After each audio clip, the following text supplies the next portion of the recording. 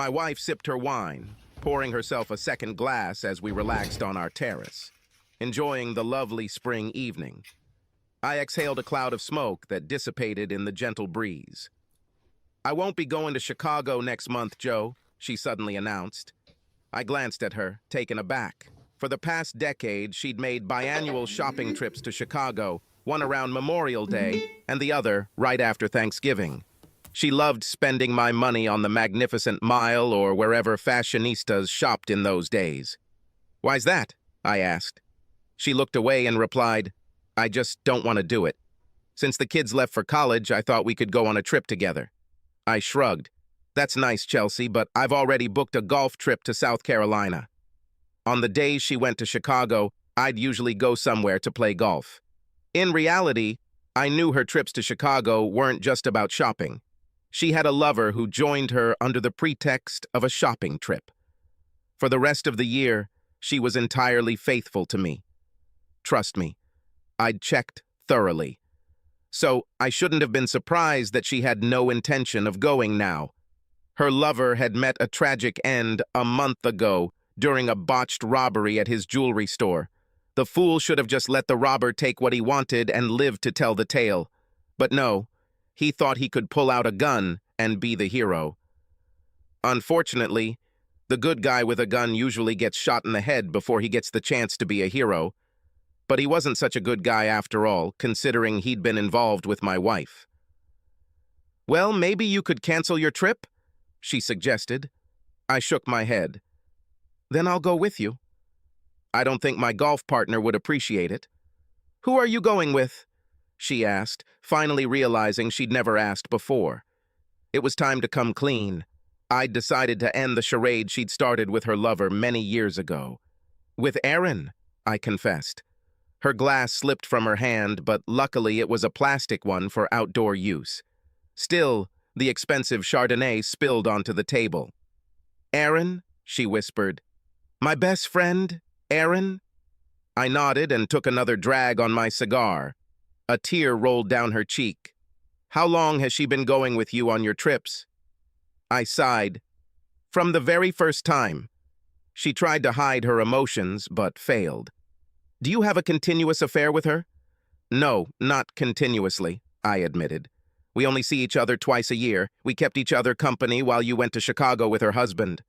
Her tears welled up, and she struggled to pour more wine. I took the bottle and refilled her glass. "Did you know from the very beginning?" "Yes," I nodded, taking a deep breath. I was ready to discuss it, but I'd thought she might continue her trip this year to conceal her affair. Her reluctance to go after her lover's death was a clear signal. "But I won't go again," she pleaded. "As a matter of fact, Aaron and I discussed stopping as well. Everything changed at Alan's funeral.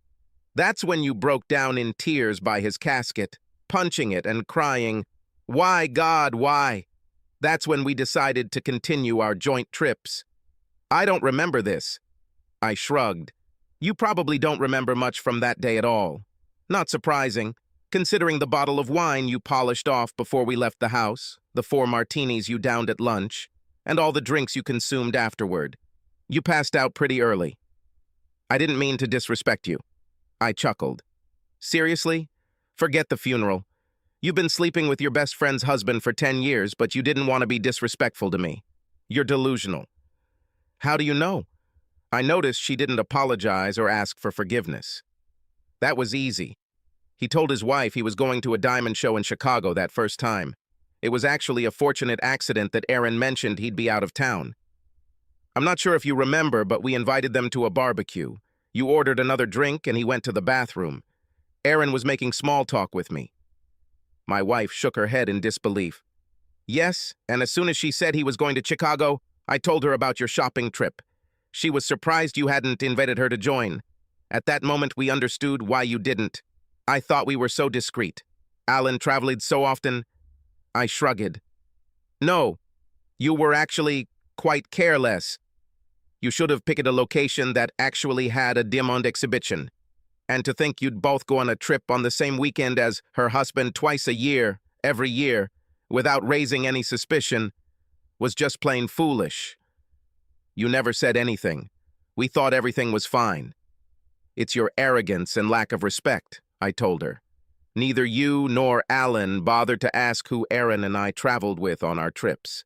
That really surprised us. You cared so little that you never wondered what your foolish husband was up to. It's not true, she said quietly. We talked about what you're doing. We never suspected you were going together. It's funny, Chelsea, we thought we were caught 3 years ago. Your flights were delayed. She frowned. I nodded. She added, we stayed an extra day, and it never occurred to me that the snowstorm was the reason you both stayed overnight. Would you believe that Aaron and I almost canceled our Memorial Day trip next year? But you and Alan acted like nothing happened and proceeded with your plans as usual. Now what, Joe? Good question. Honestly, after you embarrassed me at the funeral, I planned to file for divorce. She gasped. Don't act like you're so surprised, dear wife. Aaron and I tolerated your affairs because we found comfort in each other while you broke your vows. I never imagined you'd fall in love with that piece of crap.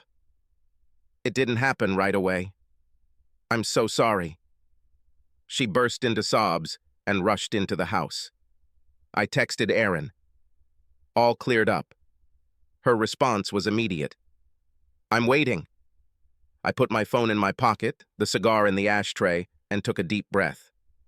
Chelsea was no longer part of my plans as I organized the rest of my life. Subscribe to our channel so that your second chaff doesn't cheat on you, and go ahead and listen to the next story, because this story is nothing compared to the next one.